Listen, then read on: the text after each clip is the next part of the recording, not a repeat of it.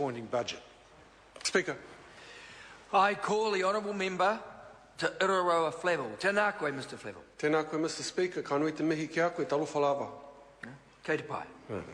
Mr Speaker, there's a saying in Māoridom that goes something like this: tama tū, tama ora, tama moi, tama mate. Loosely translated, it says something like, those who are productive will survive, and those who sit back will die, will perish. And it's a message that has been widely reflected, I think, in Budget 2013.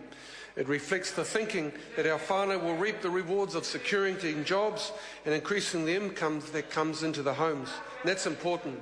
Mr Speaker, it's a concept behind whānau ora, that together we can achieve the transformation we need to stand on our own 2 feet and craft our future. But it also could apply that those of us who turn up to Parliament each day and focus on making gains for our people can expect to see results. Mr Speaker, this budget is a pragmatic budget driven by the needs of the people. It is a budget which allocates resources that matter, resources to enable our whānau to stand tall and to stand strong. I do want to focus on 3 themes which represent the gains that we of the Māori Party have fought so hard for in this year's funding, namely opportunity, support and sustenance. Mr Speaker, the Māori Party has a track record of seizing opportunities, taking big decisions quickly and grabbing the moment to make the difference.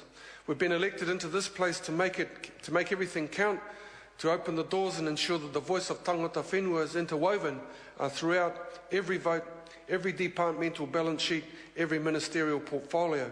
And so, sir, this budget builds on that powerful precedent established by whānau ora to do what is right for all of our whānau. Mr Speaker, a basic moral test for any parliament is how our most vulnerable members are faring. Now, the Māori Party has always taken steps to protect those of our whānau who are facing challenges, te pani me te rawakore, and this budget is an opportunity, a good opportunity to put resources where they matter most, in our homes, in our kohanga, in our kura, in our marae, in our daily lives.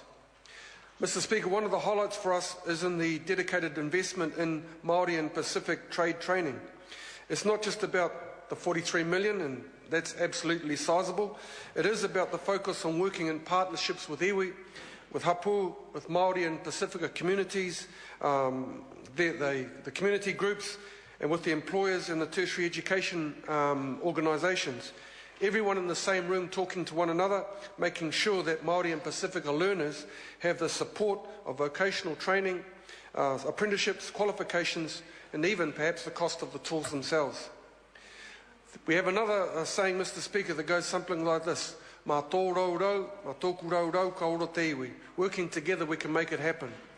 That collective and collaborative approach, Mr Speaker, which whānau ora has delivered on, and he kai aku ringa, the Māori economic development strategy is built upon, comes together in the form of Marae CBD. This, sir, I believe is a fantastic initiative, one that the Māori Party campaigned on in the 2011 elections, and I have to say it's revolutionary in its making.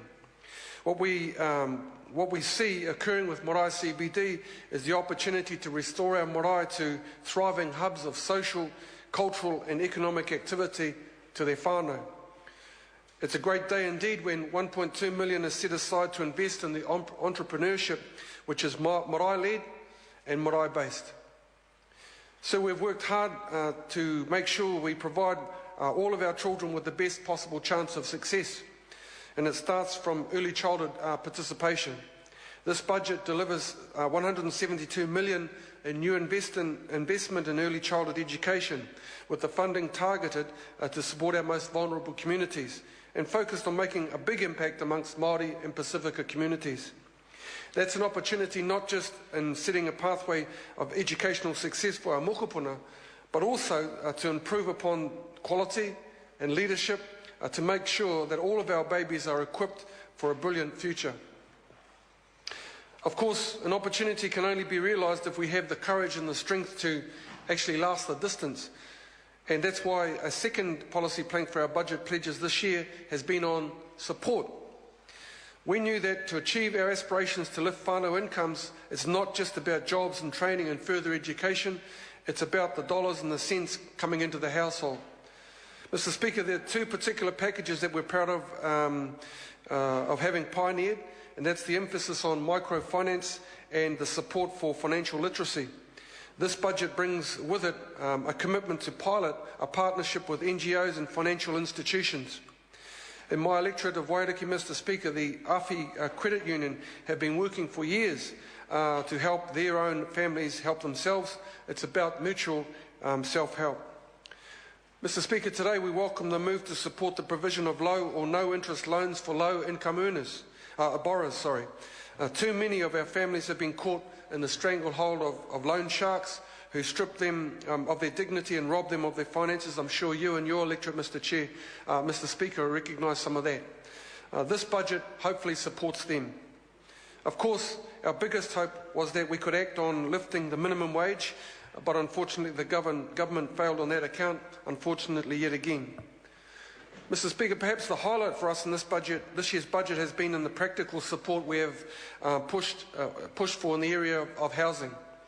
I want to congratulate our leader, Tariana Turia, for the massive $100 million of home insulation, and particularly its focus on low-income households, those with children or high health needs. Mr. Speaker, we're also excited about the commitment to trial a warrant of fitness for Housing New Zealand properties, and then to other social health, and then to leading on to other social housing providers.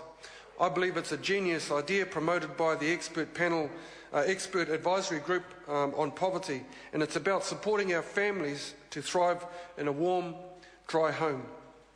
Mr. Speaker, this budget also attempts to address overcrowding, or more to the point, to support so many of our whānau who know the value of living collectively and choose to live together. Project 324, putting another 2,000 extra bedrooms onto existing homes, is a novel approach, I think, of responding to the needs of whānau. Of course, one of the obvious reasons we have focused on healthy homes is to deal with some of the appalling health indicators that have beset Māori and Pacifica communities and whānau for far too long.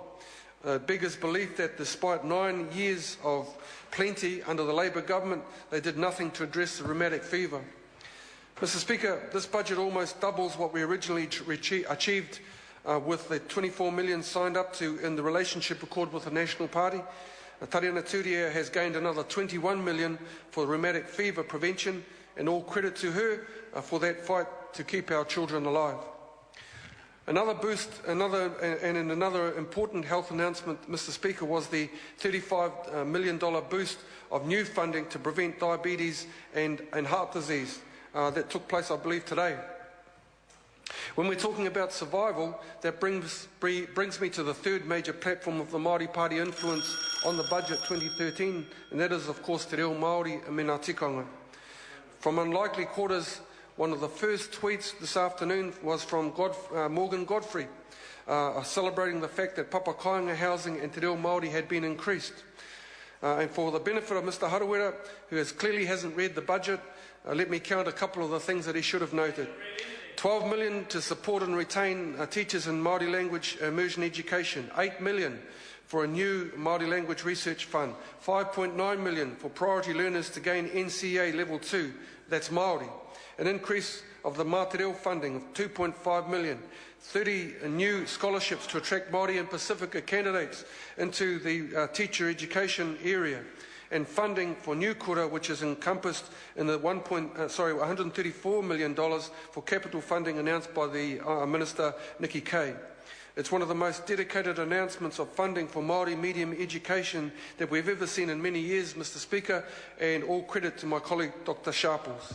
In closing, Mr. Speaker, it isn't all good news. Of course, we've asked for a lot more, and we still stand resolute in our opposition to the sale of state assets, which has bankrolled this budget. We have some real issues around the welfare reform workstream, and we're deeply concerned at the lack of emphasis on wise environmental stewardship, kaitiakitanga. That aside, this budget is still about whānau, and we hope that it does produce the benefits that we set out in negotiating with the National Party. Ka nui te mihi, kia ora tātou. I call the Honourable Member Megan Woods. Thank you, Mr.